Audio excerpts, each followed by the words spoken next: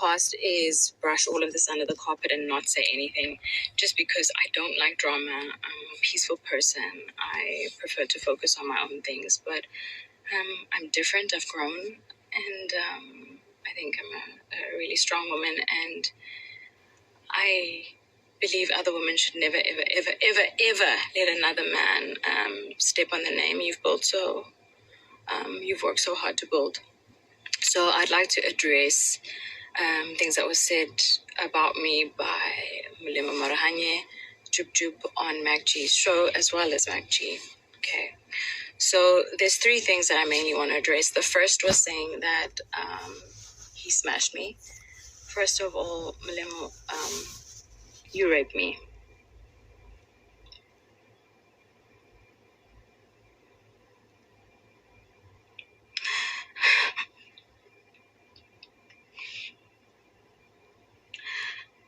I was raped for 2 years solidly. So please don't make it sound like it was a relationship. I was absolutely afraid to leave. Afraid of the power that your mother had in being around you at the time.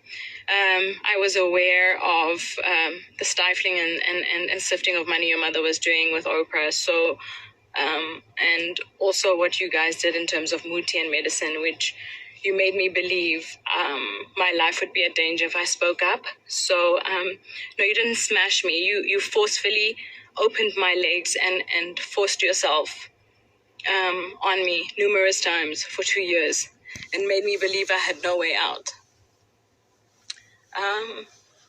In that time, I had an abortion, of course, because there was absolutely no way I would have a child that was forcefully given to me. And the most painful part about all of this is that I was a virgin. And I told him at the time, I had told Jub Jub that I was a virgin, and I planned to be a virgin until the day I got married. And the first time he raped me, the next morning, I had been trying to get hold of my friend the whole night who lives in my building, but the next morning when he eventually did open the door, and he can be a testimony to this, is Richard Lukunku, you know, I came to you because I didn't know what to do, and I came to you crying for help. I was afraid, so afraid. And I'm telling this story because, you know what, I genuinely believe that God allows certain things to happen. Your journey or the burdens that you face or the things that you go through, they happen for a reason, guys. And I genuinely believe this burst or this thing that's happened is for me to empower other women, to let them know to, one, never accept emotional abuse and rape the way that I did for 2 years straight. And also, if it has happened to you, turn your life into something really, really strong and powerful, which I have done. And I've really tried to mind my own business. But what I will not stand for is for you to degrade my name. I don't understand why you have an interview and you have to speak about me. You are at such a low point in your life that you should actually be spending your time apologizing for the children that you killed because you were high. Instead, you are trying to bring my name that I've worked so hard to build the success that I have, okay? The woman that you knew back then, she doesn't exist, okay? I'm no longer afraid. You cannot bring me down, break me apart. Yes, you may have raped me for 2 years solidly. And I want people to know the criminal that you really are. I really wish, you know, that you served a longer jail time, that you were still in prison. You know, just to describe, I've actually never spoken about this. I've never even opened about, I've told my husband in bits and pieces of this time in my life because I think I actually blocked it out because it was so traumatic to me. But he would do things like wait for there to be people to rape me because it got boring just to rape me plain and at home. I remember the one time I had my siblings visiting from school and he would do it while they were around in the same room so that I wouldn't scream, you know. I want people to know the kind of person that I dealt with. God, this is so not on brand. You know, so I will not allow my name to be dragged in the dirt and to have some man speak about me like You're so smooth. You managed to smash me. You didn't smash me. You raped me. You raped me, and I was still a good enough person. And I never, ever, ever spoke about it. I focused on my own and carried on with my own life. But what I will not do is let you destroy my name. I wrote a few notes so that I don't forget everything. And the other thing that you said is I left you because I saw a picture with Kelly. I just want people to know that I left because he tried to kill me. He suffocated me. He literally suffocated me. And I remember that day so vividly. It was like, it was like, I prayed to God for the strength to kick him off, which I did. He had locked all the doors. He would lock me in the house sometimes, take my car, monitor my movements. I was in varsity at the time. I would not always be allowed to have my own car. I wouldn't be allowed certain friends.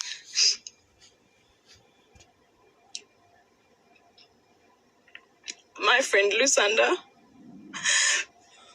who was the only friend who was allowed in my life at the time. Lou, you know what happened to me. You've seen it happen over all those years. So, it's not true. I didn't leave because I saw a picture. I left because he tried to kill me. And I was always afraid to leave because of the threats that were made. But at that moment where he tried to kill me, I knew that the very thing I was afraid of, which was dying, I knew was meant to happen that day. So I actually got away. And when I got away, I went to the police station to try and open a case of abuse and rape and attempted murder. And the police officer said to me to go home and think about my decision because she is so sick and tired of women coming to report their boyfriends and husbands only having to take them back after all the abuse. So I just wish I had more information about how to get out and how to deal with rape and what it is that you should do when it happens to you. But in the beginning stages when it happened to me, I would reach out to my friends and they didn't do anything. One of my friends still today calls me and says he regrets not helping me. I mean, the first time it happened, he literally gave me a Christian book to read and we prayed. But that's what I did.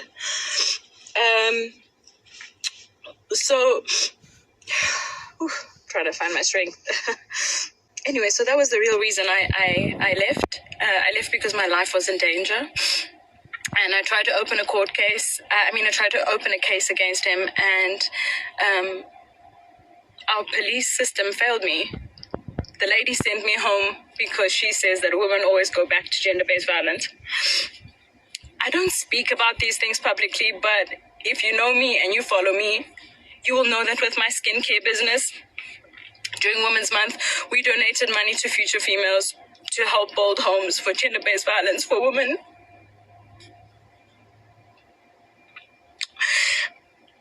For women who have been victims to gender-based violence. This is a cause I am extremely passionate about. And it's enough. My name will not be destroyed by a man ever again. The other thing that I would like to address, sorry, my phone cut, is saying that I specifically came to visit Mulemo in prison on some personal visit. All right, so DJ Spoo, actually, I do a lot of charity work. DJ Spoo called me and said, would I be keen to do some charity work? There are some prisoners in the cells who have decided to change their lives around, who have been studying and they're having a graduation. So I actually went there for a charity event. I had no idea that Mulemo was one of the criminals locked up in that very prison. I had no idea he would be there. I had no idea there would be media there. I went there for a charity event and in fear, I panicked. He asked for a photo. I took the photo and did my best to smile, but I did not go there to visit him. So, speaking in public, telling people that I came there to come and have a personal visit is not true. And the other thing I want to say is one of his close friends had reached out to me because there was a funeral, and he said to me, Amanda, hey, we haven't heard from you in a long time. You know, what happened to you? And I said, well, you know, to be blatantly honest, your friend has been raping me. I endured rape for 2 years, so I don't ever want to see him again. And he said, why didn't you say something? Because we've had so many out-of-court settlements for him doing similar things to different women. So, MacG, Mulemo, Marahanyo, Jub Jub, both of you, for the fact that you, especially MacG, you find gratification of not verifying facts for your own personal gain and financial standing when you could potentially be destroying people emotionally, not knowing what they have been through. I urge any woman who have been abused, raped by both MacG or Mulemo to come forward. And Kelly Kumala, I just want to say, I believe you. And I think you're an incredible mom. I don't need to know the details because I endured the trauma myself. And I know you probably fought to be alive too. So, you know, any woman who've endured any abuse from MacG, from Mulemo, Jub Jub, because I genuinely believe that it takes an abuser and someone who condones gender-based violence to have been able to conduct an interview like this and to speak of women in such a manner. It is 2021, guys. It is not okay anymore. Okay, we may have accepted your abuse before. Our parents and grandmothers before us may have accepted it, but this stops here. Okay, I am the example. If there's any of those women who have been abused by these men, I urge you to please DM me, come forward, and we will fight them together because I'm not afraid anymore. Okay, and evidently they're using my name in their interviews for relevance because I'm quietly focusing on my career, which is very successful at that. God has been so good and gracious to me. But I also believe that God would have not allowed these things to happen to me if there wasn't a purpose and a reason for it. Okay? So if you've gone through this by these men, please reach out to me and we'll fight them. We have a very big problem of gender-based violence in this country. And I think that the change will only start if we start to speak up. It needs to stop, guys. It's not okay. And you need to know that if you have been a victim of this and this has happened to you, you have not done anything wrong. And it is absolutely okay to stand up for yourself. And it doesn't matter what anybody thinks. And don't worry, my biggest thing was, would people believe me? That was my biggest thing. And the second thing was, would it affect my work? You know, as a female, I genuinely believe we're always fighting double time against the opportunities that men have. So I didn't want to create any problems for myself. I just wanted to make sure that I was successful at all costs. And although that's what I may have wanted, I realized that I literally stored this under a rug and I hoped that I would forget about it, but I never dealt with it. And listening to a podcast like that, having it played back to me, I cannot believe that somebody would fabricate that amount of lies. Mulemo, I don't know. Obviously, I know why. This is for clout. Here's my attention. You wanted my attention. You got it. But this time, you're getting my attention, and I'm fighting for every single person who has been abused, harassed, and raped. It stops here. It stops now. You no longer have to accept this. And MacG, you will no longer use a female's name for your financial gain. Your publicity of your podcast is not more important than the safety of our women. Okay, the change starts with us. If we don't protect our women, which you two have both done a terrible job at doing, I'm going to change that narrative. Okay, it stops here. It stops now. I'm actually really proud of myself for speaking up about this and telling my story. For years, I was traumatized. I remember literal flashbacks of my younger sister and I literally running away from the house because we were afraid.